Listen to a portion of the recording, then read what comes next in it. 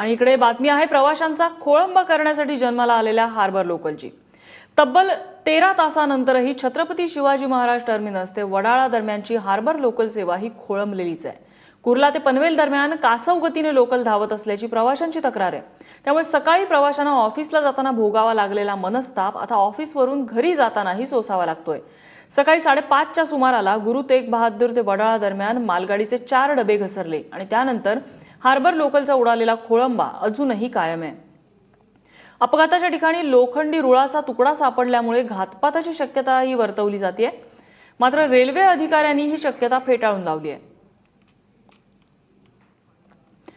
अधिक माहिती देतात आमच्या प्रतिनिधी मनश्री पाठक। मनश्री, सध्याची काय परिस्थिती आहे? नम्रता, आपण खूप तासांपासून हा सगळा गोंधळ बघतो आहोत हार्बर लाईनवरचा।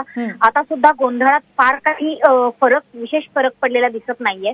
अर्थात रेल्वे प्रशासनाचं म्हणणं आहे की पूर्वपदावर हार्बर रेल्वे यायला अजून थोडा काही वेळ लागेल। हा वेळ म्हणजे साधारणतः 40 ते 50 मिनिटांचा असेल। सध्या जे मालगाडीचे रुळावरनं घसरलेले डबे आहेत ते बाजूला काढण्यात आलेले आहेत। त्यासोबतच ओव्हरहेड वायर आणि रेल्वे रूळ यांच्या रिस्टोरेशनचं काम सुद्धा पूर्ण झालेलं आहे। मात्र हार्बर रेल्वेचे जे वेळापत्रक आहे ते आता पूर्वपदावर यायला आणखी काही थोडा वेळ लागेल असं रेल्वे प्रशासनाकडून सांगण्यात येत आहे। त्यामुळे ऑफिसहून घरी परत जाणाऱ्यांची सुद्धा आता पुन्हा एकदा तारांबळ उडालेली आपल्याला बघायला मिळते। मनश्री, धन्यवाद तू दिलेल्या माहितीबद्दल।